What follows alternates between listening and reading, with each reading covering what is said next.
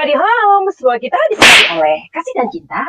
Dan buat kalian yang baru pertama kali kesasar atau terdampar di channelku ini, aku si pembisik kartu, aku tinggal di Belanda dan di Thailand. Dan buat kalian yang udah kesasar berkali-kali, banyak cinta buat kalian semua. Hari ini kita mau atau bantu mengawal kasus Tang Monida. Sebelumnya, Madam Suki mengucapkan sawadika buat semuanya. Sawadika artinya adalah salam penghormatan. Bisa selamat pagi, selamat siang, selamat sore, ataupun selamat malam. Bisa juga selamat datang. Jadi artinya adalah salam penghormatan atau salam sawadi. Oke? Nah, kita mau bantu untuk kasusnya Tang Monida. Barangkali kalian sudah mengikuti bagaimana kronologinya, kejadiannya, apapun itu ya. Jadi karena artis Tang Monida ini di Thailand adalah seorang artis yang sangat terkenal karena ia sudah membintangi 5 film layar lebar. Yang terkenal adalah film Ghost of Maina begitu. Oke, mengenai kematian dari Tang Monida ini dikabarkan bahwa ia tenggelam di Sungai Chao Phraya. Tapi mengenai meninggalnya itu tentu ada banyak sekali kejanggalan-kejanggalan yang akhirnya para netizen ini atau publik ini nggak bisa diam lagi, alias kita harus speak up untuk sebuah keadilan buat Tang Mo ya. Mungkin kalian yang tinggal di Indonesia, kalian nggak tahu siapa Tang Mo ya kan, karena kebetulan Madam Suki tinggal di 2 negara, yakni Belanda dan Thailand. Kebetulan ada Thailand. Jadi kasus dari Tang Monida ini memang sangat hangat dibicarakan saat ini. Kita mau up hari ini. Oke, kalian yang udah ngikutin kasus Tang Mo ini, kalian sudah tahu tentang sosok Por dan Robert ya. Nah, baru-baru ini, yakni tanggal 15 Maret tahun 2022, tersebar berita bahwa kedua orang tersebut mereka ingin menjadi atau ada sebuah prosesi yang mereka jalani untuk menjadi biksu seperti itu. Nah, sebelum bahas ini, aku sudah mendapatkan cerita dari pegawai kami karena kebetulan juga ada sebuah usaha di sini ya, sebuah resort gitu. Dan para pegawai atau orang-orang yang kami kenal, orang Thailand itu mengatakan ya, pada kami menceritakan bahwa ada sebuah keharusan memang yang harus dilakukan oleh lelaki Thailand. Oke, apakah itu? Nah, jadi kita belum menuju ke story ya. Sebagaimana kalian tahu bahwa Madam Suki adalah seorang fortune teller atau seorang reader tarot ya. Jadi kalian yang merasa bahwa nggak cocok dengan tarot atau kalian berpikir ini musyrik atau akan menyebabkan dosa, jadi jangan dilihat, di skip aja, jadi bisa melihat channel yang lain. Oke? Aku lanjutkan.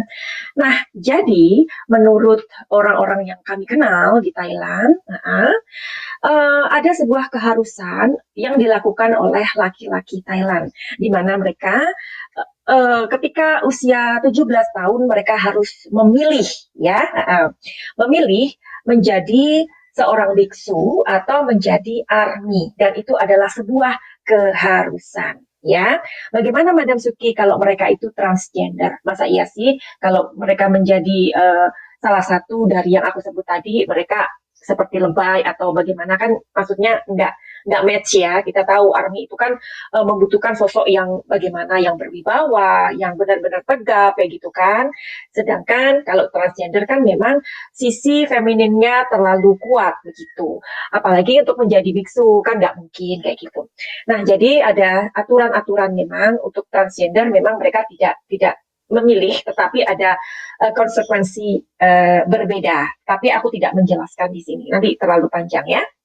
Nah, jadi mereka harus pada saat 17 tahun, umur mereka 17 tahun artinya sudah dewasa ya, atau lulus SMA lah semacam itu. Mereka harus memilih menjadi biksu atau menjadi seorang army ya. Dan itu waktunya 2 tahun begitu. Nah, setelah 2 tahun mereka bebas. Mereka tetap melanjutkan menjadi biksu karena mereka udah merasa nyaman dengan pilihannya, atau menjadi army, atau mereka memutuskan untuk menjadi seorang pegawai bank, misalkan kerja di bank atau kerja di apa sih maksudnya di fasilitas kayak pesawat atau dan lain-lain ya. Nah, atau menjadi seorang pengusaha. Jadi selama 2 tahun itu mereka harus menentukan setelah itu ya. Jadi menjadi biksu dan menjadi eh, tentara itu adalah sebuah keharusan di Thailand, oke? Untuk laki-laki yang udah dewasa. Nah, jadi dengar-dengar tanggal 15 Maret tahun 2022, kedua orang ini mereka melakukan sesi menjadi biksu itu sudah dilakukan. Kita tahu ya, kedua orang tersebut, Por dan Robert itu, mereka berada satu speedboat dengan mendiang Tangmo, juga ada Sam, Sam itu adalah seorang transgender begitu ya, dan ada Gatik, di mana Gatik itu adalah sebagai manajernya Tangmo. Oke, terus kalau kita bisa, maksudnya secara mengkritisi ya, atau meneliti ya, kenapa dua orang itu kok mengikuti proses menjadi biksu? Nah, ini loh, ada big question. Ternyata Robert ini dia bukan seorang Buddhis loh, ya. Nah, menurut dia alasannya dia ini menjadi biksu itu untuk memberikan semacam kayak dukungan doa untuk Tamonida ya, karena orang Buddha itu kan percaya ya, karena kalau kita sudah tidak ada, itu ada reinkarnasi atau kehidupan selanjutnya begitu. Nah, jadi menurut si Robert ini, Tamunida bisa menjalani kehidupan selanjutnya dengan lebih baik begitu. Aduh. Nah, kemudian juga dengan Por juga melakukan ini, atau mungkin seperti yang tadi aku bilang bahwa keharusan menjadi biksu dan atau tentara atau army itu kan sebuah keharusan ya. Aku nggak tahu mengenai si Por ini ya.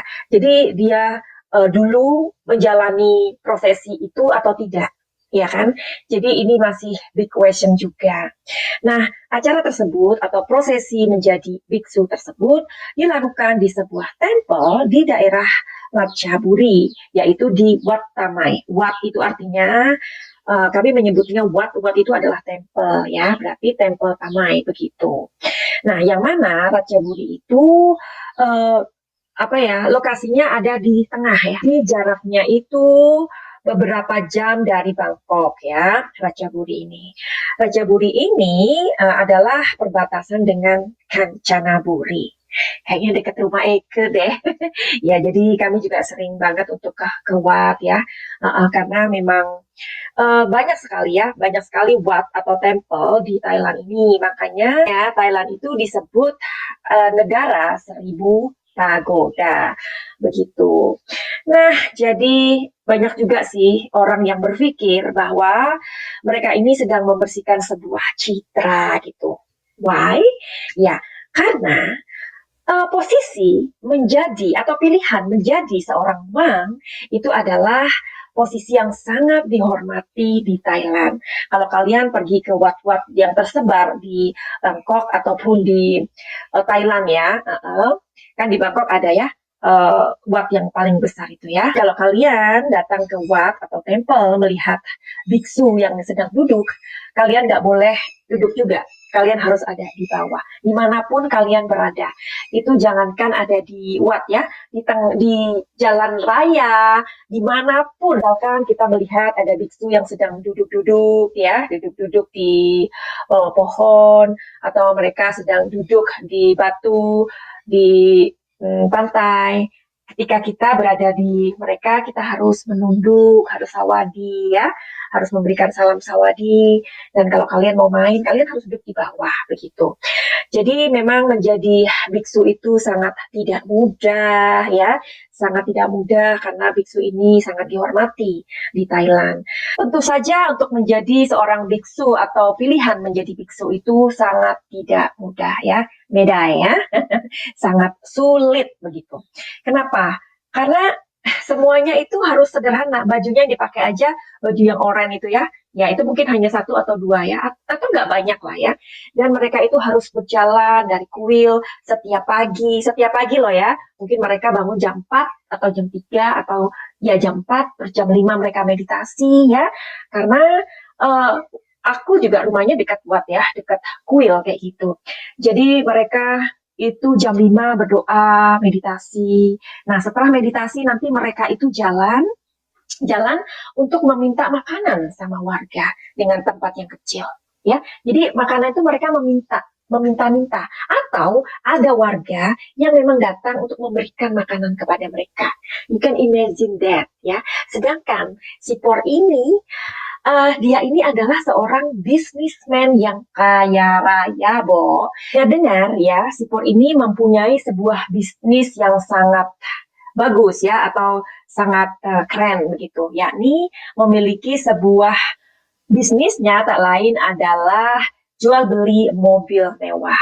Jadi kalian, kita aja ya, kita pikir make sense nggak sih? Masuk akal nggak sih? Orang seperti Por ya, yang mempunyai kekayaan yang seperti itu ya, kalau sudah ngomongin mobil mewah, siapa dong kliennya? Kita pasti tahu ya, bukan orang-orang sembarangan begitu.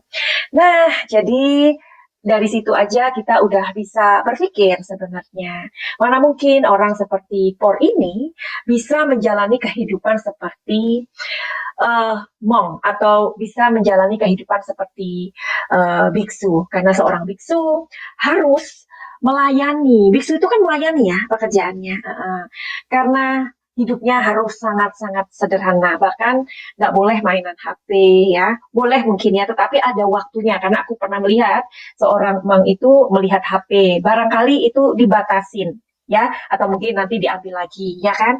Nah seperti itu. Nah, terus kabar pun ini merebak, baru dugaan dari orang-orang juga ya, yang mengatakan bahwa mereka melihat mobil mereka begitu loh ya, di mana mobil mereka itu terparkir di sebuah hotel yang itu bukan hotel ece-ece di daerah Ratchaburi begitu. Jadi apakah sebenarnya mereka ini sedang mengulur waktu ya, mengulur waktu.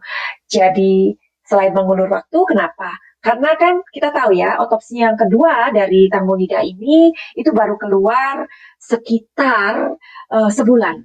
Sedangkan prosesi menjadi biksu ini juga membutuhkan waktu sekitar 2 minggu. Jadi ada memang sebuah trik menurut aku ya, supaya ini kan diulur-ulur. Loh kenapa sih kok diulur-ulur? Ya iyalah, kalau mereka menjadi biksu, ya kan ada sebuah prosesi di mana mereka tidak boleh kemana-mana, ya kan harus standby di wat tersebut atau temple tersebut, which is itu tidurnya di somewhere, ya kan. Tetapi tentu saja kepolisian atau pihak penyidik atau apalah yang menangani kasus tamu ini tidak bisa leluasa, ya dong. Sedangkan itu kan di Bangkok ya, kejadiannya di Bangkok. Nah, Ratchaburi ini ada posisinya di tengah, ya kan. Terus udah gitu, berarti kan dengan kondisi yang seperti itu di luar Bangkok membutuhkan waktu lagi. Jadi kita juga bisa menganalisa, bisa berpikir bahwa ini adalah sebuah upaya ya, sebuah trik sebenarnya untuk agar mereka ini, satu, mereka ingin memberikan sebuah citra yang baik, ya kan? Nah, karena itu mereka melakukan sebuah prosesi menjadi biksu. Kita tahu bahwa biksu di Thailand adalah orang-orang yang disegani, orang-orang yang sangat dimuliakan ya, karena biksu juga bisa memberikan nasihat-nasihat yang terbaik. Biksu itu selalu diundang di acara-acara misalkan perkawinan, pemberkatan rumah, pemberkatan apapun pekerjaan ya. Jadi biksu itu adalah orang yang istimewa di Thailand ya.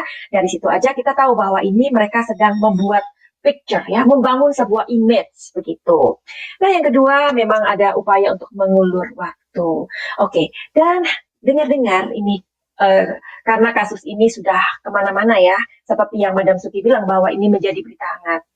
Ada sebuah dugaan ya, ada sebuah isu di sini bahwa Por ini mempunyai kedekatan yang oke, you know what I mean, dengan Gatik ya, atau yang tak lain adalah manajer dari kamu.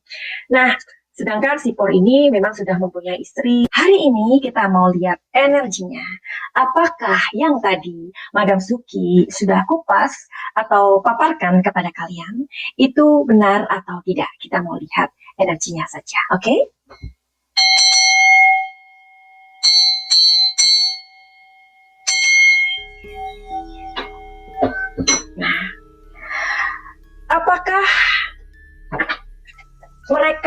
memang sedang mempunyai sebuah trik atau upaya untuk mengulur, ya, mengulur penyelidikan ini. Positif atau negatif? Kalau positif berarti iya. Ya. Di sini 50-50 sayang ya. Oke, kok 50-50? Kenapa? Kita tanya, kenapa kok 50-50? Ada alasan yang lebih masuk di akal nggak?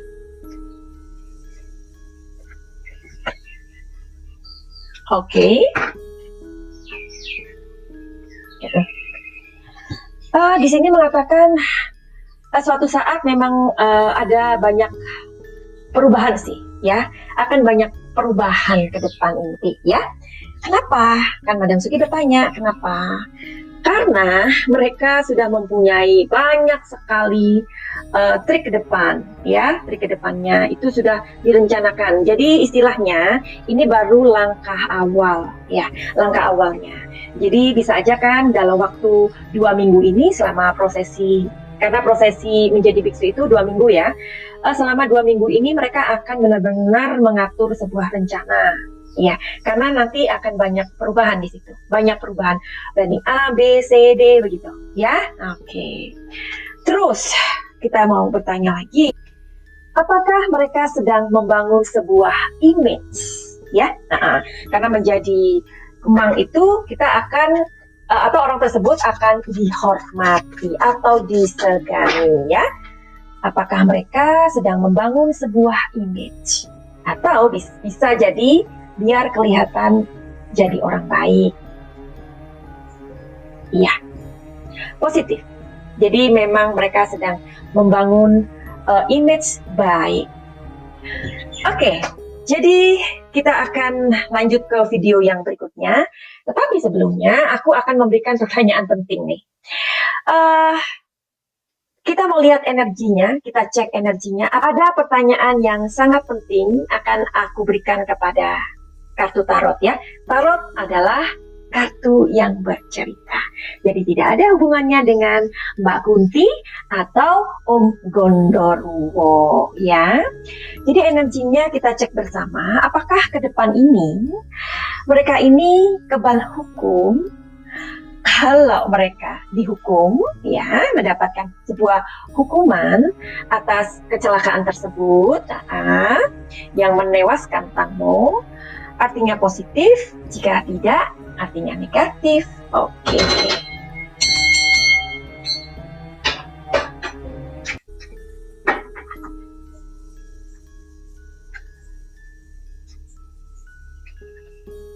Sepertinya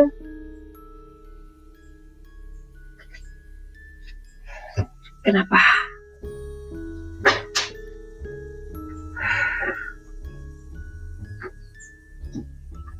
Tapi di sini ada sebuah hukuman yang lebih besar yang akan mereka terima. Dari mana? Dari publik atau dari netizen. Ya, jadi di dunia ini ada sebuah sumber kekuatan yang tidak bisa, ya, tidak bisa dihalangi, yakni semesta dan kita. Ya, sekarang semua mata sedang tertuju kepada Tang Monida untuk mencari sebuah keadilan. Karena dari semua hal yang kita tahu itu ganjil gitu loh, aneh. Nah, jika hukum tidak mempunyai taring, jadi orang-oranglah yang nanti akan memberesi. Ya. Hukum alam itu adalah hukum yang paling luar biasa ya. Kalau kita ngomongin semesta, artinya kita ini adalah energi yang ada di semesta raya, benar? Nah, energi dari kita semua ini nantinya yang akan melindungi Tang Monida. Dan aku percaya bahwa kekuatan yang terbesar itu adalah kekuatan semesta. Ya, jadi mari kita berdoa dan bersatu untuk Tang Monida agar keadilan didapat darinya. Meskipun nanti mungkin kita mengetahui bahwa seperti yang tadi aku prediksikan ya, bahwa apakah mereka ini ke depan dikenai sebuah hukuman? Mungkin iya, tetapi tidak sesuai. Tapi bagaimana dengan kita? Bagaimana dengan alam semesta? Kita tunggu saja. Ya, jadi kalian yang udah mendengarkan ini, terima kasih. Dan kita sambung lagi di video berikutnya. Dan buat kalian yang mempunyai masalah pribadi, entah itu masalah asmara, rumah tangga, keuangan, bahkan kesehatan, kalian boleh nanya atau curhat cantik di Madam Suki. Caranya gimana? Silakan lihat di deskripsi karena di situ ada nomor telepon aku. Dan buat kalian yang mempunyai keluhan seperti emosi yang gak stabil, overthinking, atau kalian mempunyai trauma dengan apa yang telah terjadi dalam kehidupan kalian, bisa juga untuk ikut healing. Jadi kalau kalian yang malas lihat deskripsi, silakan aja booking my time. Dan caranya inbox di Instagram Madam Suki. Well, begitu aja. Send love and light. Salam jaya.